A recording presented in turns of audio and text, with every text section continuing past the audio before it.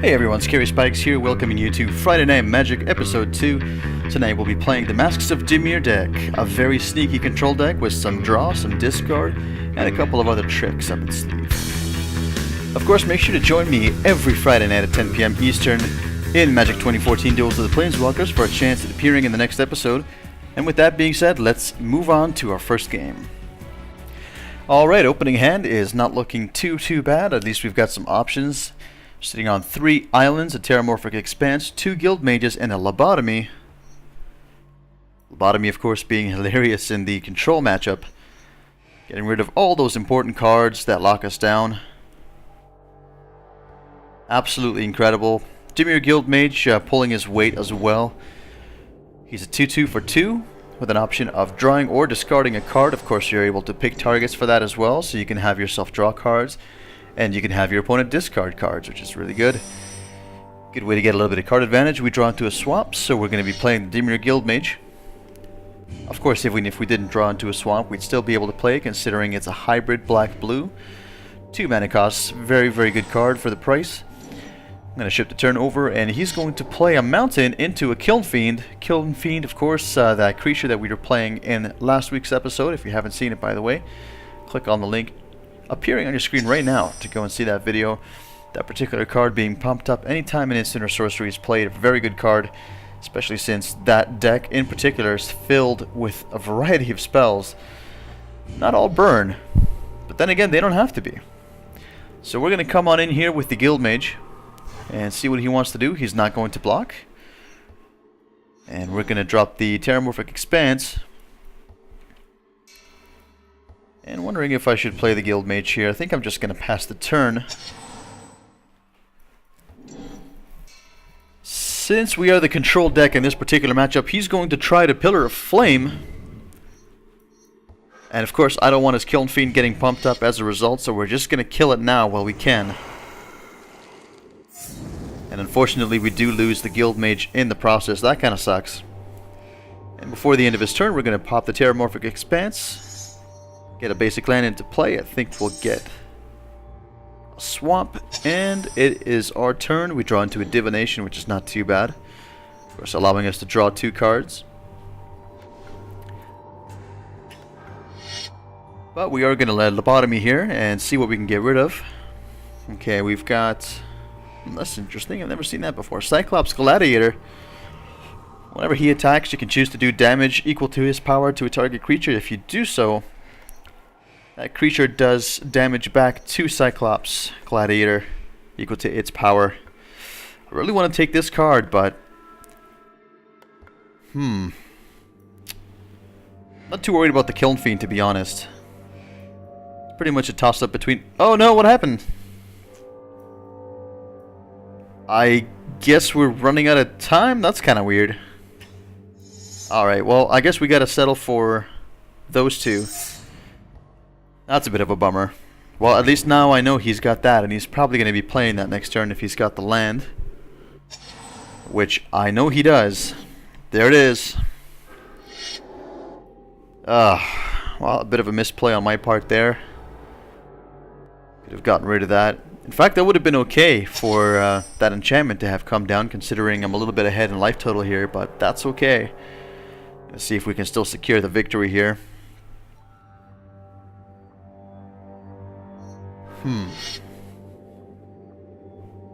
Yeah, I think we're definitely going to need some card draw. That's not too bad. Drawing into 2 Moroys. Moroys? Moroys? That 4/4, of course, is going to be a bit of a problem. But we do have some answers, which is good. Won't be able to play both on the same turn, but at least we'll be able to put them out there. All depending on what he plays here. Of course, he'll be coming in. Now, I could have played the Guild Mage, but of course I didn't want to, considering the fact that there was a good chance I was going to lose it. Although it's probably a good chance I'm going to lose it anyway. He plays the Kiln Fiend. And he's going to pass his turn.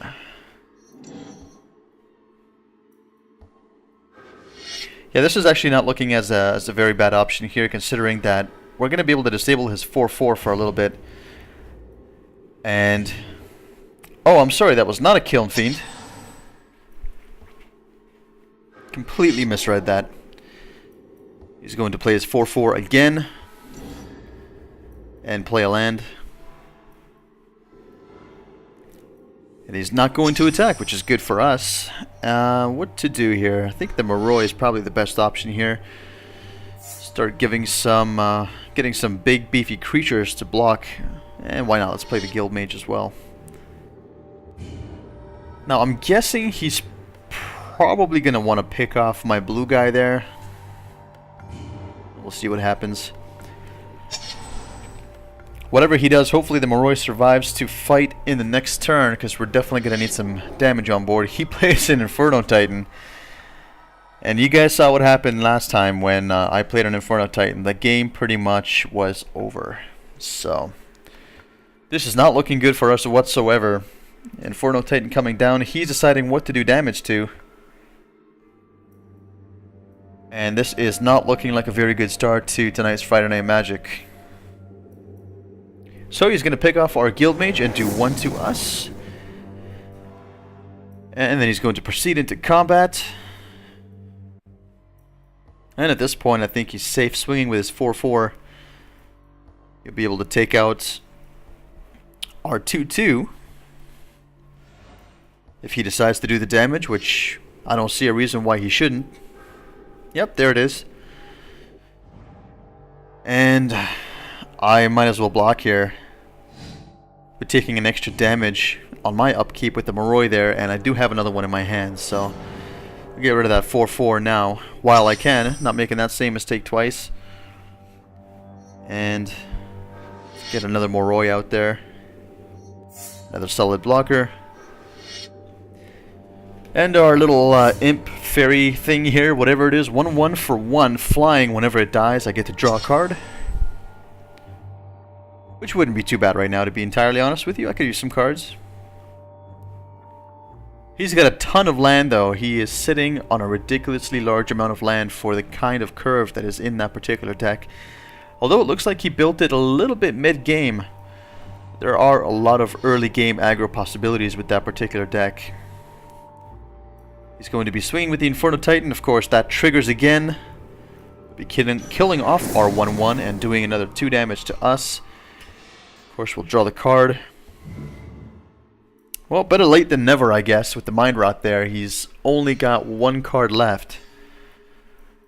And I'm just wondering if he's going to be playing it now. Nope, he's going to pump up the Inferno Titan.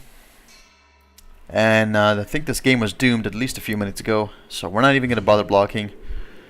And we're going to go out in style with the Moroi trigger on our upkeep. He plays a land.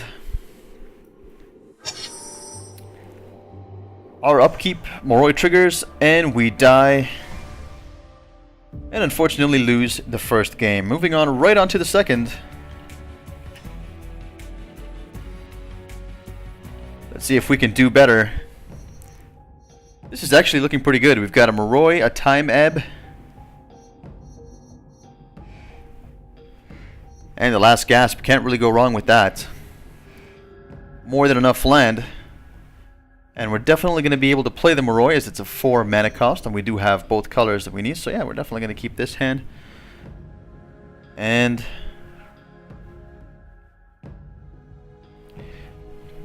going to put down a land and pass it over.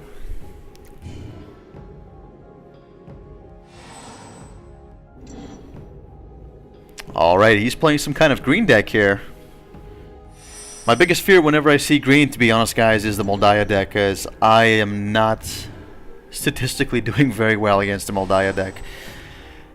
Those creatures are crazy. Okay, so it looks like he could be playing the Dragon deck. That's somewhat problematic too. They don't really do much in the early game, but mid to late game, if you let them get away with it, they'll just run away with the game. Huge dragons come down. Tokens, enchantments, all sorts of nasty stuff. So we'll see if we can slow him down a little bit here with the Chittering Rats. And he is making his pick. He has made his pick. And we'll be shipping the turn over to Cortis Edward? Cortis Edward. I'm terrible with names. I'm sorry if you're watching this video and I mispronounce your name. I truly suck with names. I can't remember names for longer than a few minutes at a time. It's pretty embarrassing. But enough of that. We're going to play a Moroi?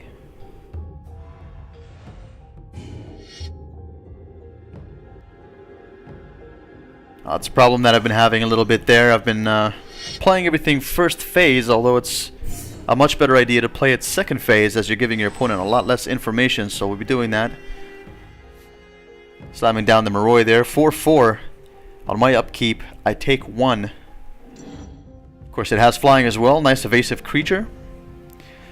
Somewhat of a win condition in this deck. I don't really know if I have any other win conditions. And he's going to be playing a 5-5, can't be countered. Creatures you control with power 5 or greater can't be countered. It begins. I gotta tell you guys, this week it is not looking too good.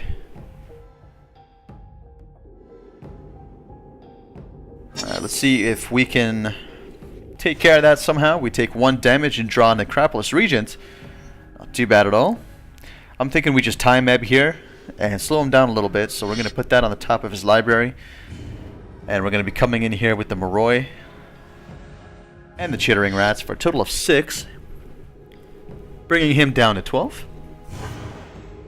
And passing the turn over. So yeah, dragons, kind of scary stuff. Always worried about when he's going to play the next big thing. Of course, he's going to play his 5-5 again. Beacon of Unrest, also a pretty ridiculous card. Wish I could actually use it on his 5-5. That would be hilarious.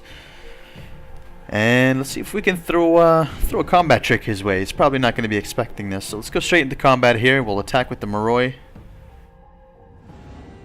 And the Chittering... should I? Yeah, why not? Let's see if he decides to block. He does decide to block, so we're going to pause here and we're going to hit the last gasp. Giving his 5-5 -3/-3. And I'm pretty happy with that trade. Chittering Rats takes out his 5-5. And now we're able to comfortably play our Guild Mage and pass the turn over. Well, I gotta say, guys, I've been playing... Well, I guess you can call it blue-white control. Azorius control. Oh, there you go, and... He's been replaced by AI. I guess he knows what's coming. As I was saying, yeah, I've been playing Azorius Control, and I've been really enjoying it. Primarily used to play mono blue, mono black. Not crazy about Born of the Gods. Theros is okay. M14, of course. I love core sets, so I love M14. And it's going to be pretty good. Azorius Control is going to be pretty good, even with Born of the Gods not really giving us too many options. Too many control options for a good control deck, but seems to still be doing very well. And I do also play a Selesnya aggro deck on the side just for fun with a couple of my buddies. Of course, now I don't have a whole lot of time to play Magic as I'm very busy. I'm working 2 jobs and just picked up a new bartending gig, which is pretty cool. And on top of that, when I come home, I'm sitting here and producing content for you guys, which I love to do. So he's going to play card here, giving him 2 1/1 tokens. Not really sure if it matters anymore. This is what I've wanted to do here this entire game. Let's take over his 5-5 with Beacon of Unrest. Pretty overpowered card, if you ask me. It's shuffled back into the library, and that'll be it. We'll just swing in for the win here. Of course, at this point, it doesn't matter if he blocks. And game number 2 is in the bag. Thankfully, I thought that was going to be a loss, what with all the dragons and everything, but we win the game. And moving straight on to number 3. Alrighty, guys, here we are, third and final game for you this evening. Playing against Jared this time. Jared, the Subway guy? I don't know. We've got an absolutely terrible, terrible hand. This is absolutely garbage. We're going to ship this and get a Fistful of Land, a Thought Scour, and a Necropolis Regent. Not too bad at all. 6-5. Whenever you do damage to a player, Whenever any creature of yours does damage to a player, it gets that many counters. Absolutely ridiculous. We're going to start off with a Thought Scour here. And let's see what our good friend Jared is playing. Looks like he's playing black, and we've gotten rid of a Liliana's Reaver. Not a bad start here to game number 3. He puts down a swamp and says go, and we draw into a swamp. So we'll be putting that down, and the Chittering Rats is going to be coming down next turn. And of course that absolutely crazy Necropolis Regent will be coming down on turn 6. He plays a Black Cat, so he's playing the Deadwalkers deck as we saw in the video last week. A lot of graveyard action there, some discard, some reanimation, all sorts of fun stuff. Of course, not necessarily fun for us, but hey, gotta take the good with the bad. So Chittering Rats comes in, it's gonna force him to put one of his cards on top of his library, thereby slowing him down just a little bit here. And we'll see if he wants to come in with the Black Cat. Probably not. He's going to play a zombie. 2/2 zombie comes in tapped for 1 mana. Not a bad deal whatsoever there. I would assume he'd like to attack here. Force me to discard. Okay, he's not going to be attacking. We draw into another land. My god. Well, at least we'll be able to play that Necropolis Regent later on. Let's come on in for 2 here. See if he blocks. He does block. Oh, I've realized this is random now. Hopefully we don't lose the Regent. Oh, this could be bad, guys. Whew. Oh, man. Alright, that was close. So, we lose an island, which is not a big deal. I thought I was actually going to choose what I get to discard. Apparently, that's not the case. So, he's going to come in here for 2. We're going to take it like a boss.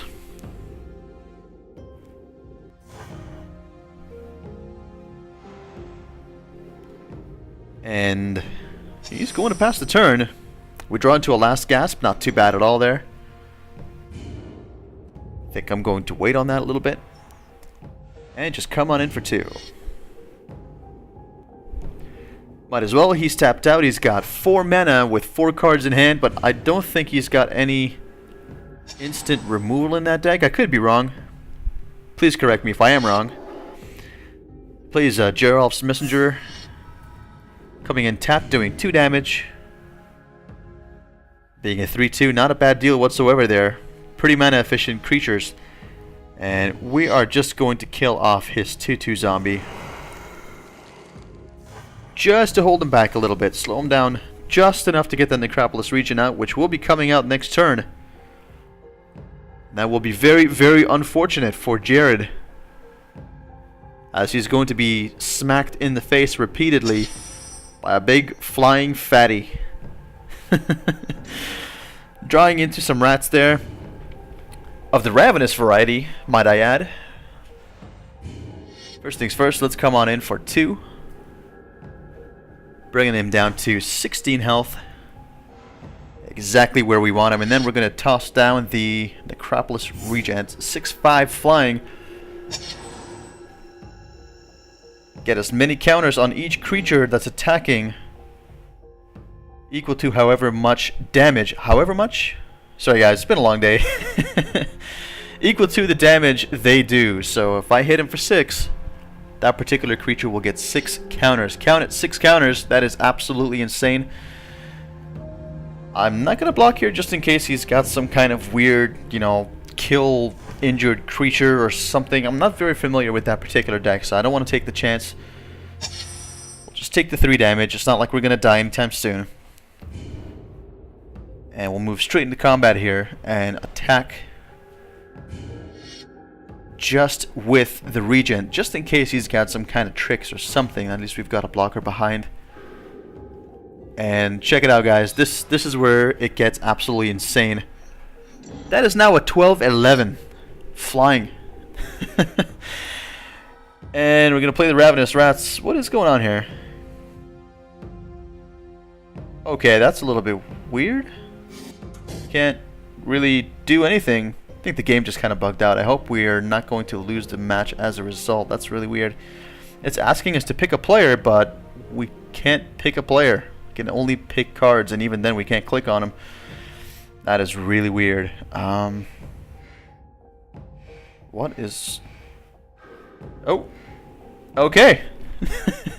Alright, thankfully not a game-ending bug there. Whew. So, forcing him to discard, he gets rid of a Doomblade. Of course, that's being useless against us, considering we're playing mono black. Well, not necessarily mono black, but largely black. He's going to come on in with the Geralt's Messenger. It does have Undying, so I don't want to kill it off. I'm just going to chump with the rats here. And unless there are any shenanigans to speak of, looks like game number 3 here will be in the bag. Jumping with the rats there to avoid any possible complications. And then we'll be untapping and hopefully swinging in for the win. Alright guys, that is going to do it. Thank you so much for watching. Please join me here every Friday night at 10 p.m. Eastern for your chance of appearing in the next episode. And also visit the blog at sspgaming.blogspot.com for all the latest news and updates.